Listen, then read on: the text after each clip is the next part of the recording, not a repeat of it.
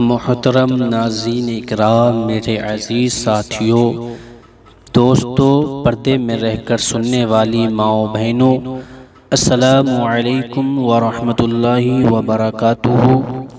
امید کرتا ہوں تمام ناظرین اکرام خیر و عافیت سے ہوں گے، شاد و آباد ہوں گے، اور اللہ رب العزت کی بارگاہ میں دعا کرتا ہوں جو بھائی بہن پریشان حال ہیں، اللہ تعالیٰ ان کی پریشانیوں کو دور عطا فرمائے۔ جس بھی معاملات میں بھائی بہن مبتلا ہیں ان کو آسان فرمائے، اور جو بے کاروبار ہیں، بے روزگار ہیں، اللہ تعالیٰ ان کو اچھا روزگار عطا فرمائے، اور جو روزگار کر رہے ہیں اللہ تعالیٰ ان کے کاروبار میں، ان کے روزگار میں خیر و برکت کا نزول عطا فرمائے۔ میرے دوستو، دنیا میں ایسی کوئی چیز نہیں جس کا حل نہ ہو۔ قرآن و حدیث میں بھی حل ہے، اور بہت سی دعاؤں میں بھی حل رکھا گیا ہے۔ میرے دوستو، اگر آپ چاہتے ہیں کہ آپ کی پریشانی یا آپ کی دکھ، آپ کے تکلیف دور ہو جائیں، تو اس کے لیے، ہر چیز کے لیے اللہ تعالیٰ نے کوئی نہ کوئی ذریعہ رکھا ہے۔ تو میرے دوستو، آج میں جو لے کر حاضر ہوا ہوں وہ ایک ایسا عمل لے کر حاضر ہوا ہوں، ایک ایسا وظیفہ لے کر حاضر ہوا ہوں جس کے بارے میں حضرت جابر رضی اللہ تعالیٰ عنہ سے روایت ہے۔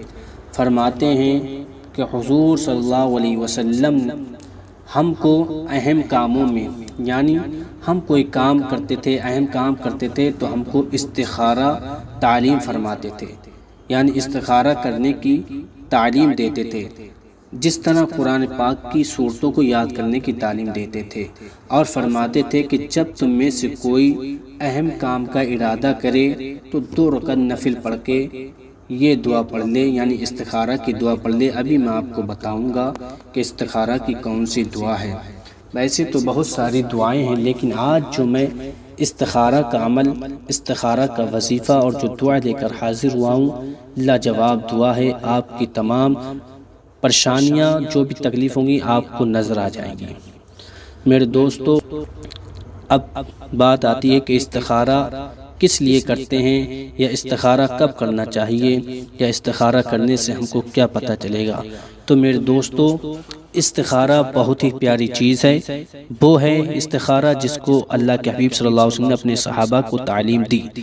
یعنی استخارہ، اگر آپ کوئی نیا کام شروع کر رہے ہیں تب استخارہ کریں کہ آپ کے لیے وہ کام بہتر ہے یا نہیں، آپ کو اس کام میں فائدہ ہوگا یا نہیں۔ اگر آپ اس کام کو شروع کرنے سے پہلے استخارہ کر لیتے ہیں تو آپ کو معلوم چل جائے گا کہ وہ کام آپ کے لیے بہتر ہے کیا نہیں، آپ کے لیے نفع بخش ہے کہ نہیں، آپ کو نقصان تو نہیں پہنچائے گا، یا آپ کو اس سے نقصان تو نہیں ملے گا۔ بعض اوقات کیا ہوتا ہے، ہم بہت بڑا کام چھیڑ دیتے ہیں لیکن پھر ہم کو اس میں نقصان پہنچ جاتا ہے۔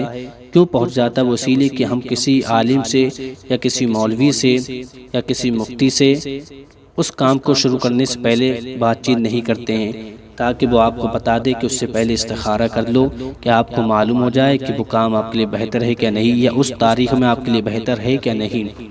اور دوسری بات، اگر آپ کاروبار کر رہے ہیں، آپ کے کاروبار میں نقصان ہو رہے ہیں، آپ کو اپنے کاروبار میں لاس ہو رہا ہے، گھاٹا ہو رہا ہے، تو آپ اس استخارہ کو کریں، اور آپ کو اس کے بارے میں معلوم چل جائے گا کہ میرے اس کام میں کیوں گھاٹا ہو رہا ہے، کہ میرے اوپر کیوں پریشانیاں آ رہی ہیں۔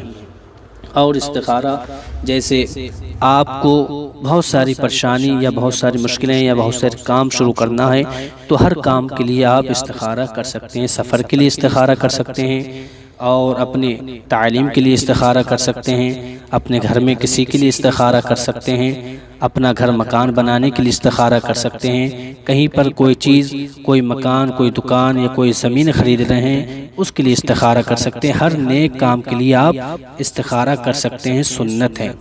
اب آتی ہے بات کہ استخارہ کرنے کا طریقہ کیا ہے اور اس کی دعا کیا ہے۔ تو میرے دوستو، استخارہ کرنے کا طریقہ، صاف سا اور آسان سا طریقہ میں آپ کو بتا دوں۔ استخارہ کا طریقہ یہ ہے کہ استخارہ جو انسان کرے تو سب سے پہلے پاک و صاف ہو جائے، پاک و صاف ہونا یہ لازم ہے، انسان کے لیے فرض ہے۔ جب انسان پاک و صاف ہو جائے، اور استخارہ کرنے کا وقت کیا ہے؟ اب وقت بھی سن لیجئے۔ استخارہ سونے سے پہلے ہی کیا جاتا ہے۔ عشاء کی نماز آپ پڑھ لیجئے، اور جب عشاء کی نماز پڑھ لیں، جب آپ کسی بھی وقت سونے کے لیے ہوں تو سب سے پہلے 2 رکعت نفل نماز استخارہ کی نیت سے پڑھیں کہ میں نیت کی 2 رکعت نفل نماز استخارہ کی پڑھتا ہوں واسطے اللہ تعالیٰ کہ منہ میرا کعبہ شریف طرف، یہ نیت ہوگی۔ اس طرح نیت کر لیں، ورنہ اگر یہ نہیں کہہ پا رہے ہیں تو اپنے دل میں نیت کر سکتے ہیں۔ استخارہ کی نیت کرنے کے بعد 2 رکعت نفل نماز ادا کر لیں۔ نفل اس طرح ادا کریں کہ پہلی رکعت میں سورہ فاتحہ پڑھیں۔ سورہ فاتحہ پڑھنے کے بعد سورہ کافرون، جو قل یا ایھا الکافرون ہے گی سورت، 30ویں پارے میں آپ اس کو پڑھیں۔ یعنی 4 قل ہوتے ہیں، 4 میں سے پہلا قل آپ کو پڑھنا ہے۔ اب دوسری رکعت آئی، دوسری رکعت میں پھر الحمد شریف پڑھیں، پھر اس کے بعد قل هو اللہ احد یہ پڑھیں سورت۔ اب جب آپ 2 رکعت نفل نماز استخارہ کی پڑھ لیں، اس کے بعد اب جو میں دعا آپ کو سناؤں گا اس دعا کو آپ کو پڑھنا ہے۔ دعا جب یہ آپ پڑھیں گے، جب استخارہ آپ کرنے کے لیے بیٹھیں، نماز پڑھ لیں آپ، نماز پڑھنے کے بعد آپ خوب دعا کریں، اللہ کی بارگاہ میں خوب روئیں، گڑ گڑائیں، اللہ تعالیٰ سے اپنی دعا مانگیں، اور استخارہ کی نیت دل میں رکھیں۔ جب آپ تمام چیزوں سے فارغ ہو جائیں، وہیں پر مصلی پر بیٹھ کر یہ دعا جو میں آپ کو سناؤں گا اس کو پڑھنا ہے۔ اتنا پڑھیے جب تک کہ آپ لیٹنے کے لیے نہ جائیں۔ آپ جب لیٹنے جائیں تو اس وقت پڑھتے پڑھتے آپ لیٹ جائیے، اور کسی سے بات چیت نہ کیجیے، نہ ہی کسی طریقے کے کلام کیجیے، نہ ہی موبائل فون چلائیے گا۔ بالکل آپ کو سو جانا ہے۔ جس جگہ سوئیں وہ پاک و صاف جگہ ہو، کہیں ایسا نہ ہو گندی جگہ ہو۔ آپ بستر پر اکیلے سو جائیے۔ اب دعا کون سی ہے؟ تو دعا میں آپ کو بتاتا ہوا چلوں۔ سب سے پہلے آپ جب اس دعا کو پڑھنا چاہیں 3 مرتبہ درود شریف پڑھ لیں، پھر اس کے بعد جتنا ہو سکے یہاں تک کہ آپ کو نیند آنے لگے اس دعا کو پڑھیے جو میں آپ کو پڑھ کے سنانے والا ہوں۔ بسم اللہ الرحمن الرحیم۔ بدیع السماوات والارض یا بدیع، بدیع السماوات والارض یا بدیع۔ ایک بار اور سن لیجیے، بدیع السماوات والارض یا بدیع۔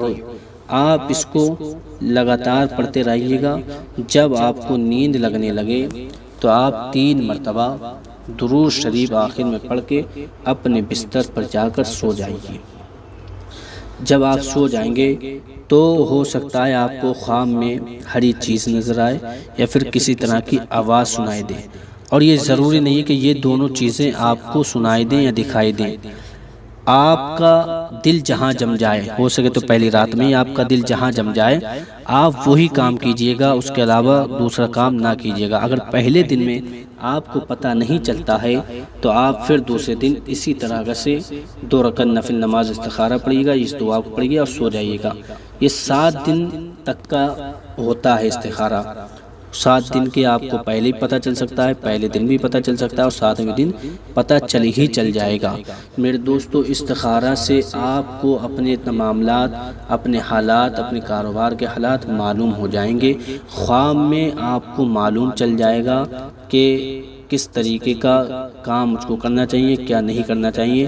اور اگر خواب میں پتہ نہیں چلتا ہے یا کوئی چیز سنائی نہیں دیتی ہے تو آپ کا دل جہاں بھی جم جائے، جس طرف زیادہ جم جائے کہ مجھ کو یہ کام کرنا چاہیے، جہاں دل آپ کا کہے تو آپ کو وہی کام کرنا چاہیے، دوسرا کام کو چھوڑ دینا چاہیے۔ میرے دوستو، یہ تھی استخارہ کی دعا اور استخارہ کا طریقہ۔ آپ سے گزارش ہے، اگر آپ میرے چینل پر نئے ہیں تو اس کو سبسکرائب ضرور کر لیجیے، اور ثواب کی نیت سے اس استخارہ کے طریقے اور دعا کو تمام اپنے دوستوں میں، بھائیوں میں شیئر کر دیجیے تاکہ وہ لوگ اس سے فائدہ حاصل کر سکیں۔ السلام علیکم۔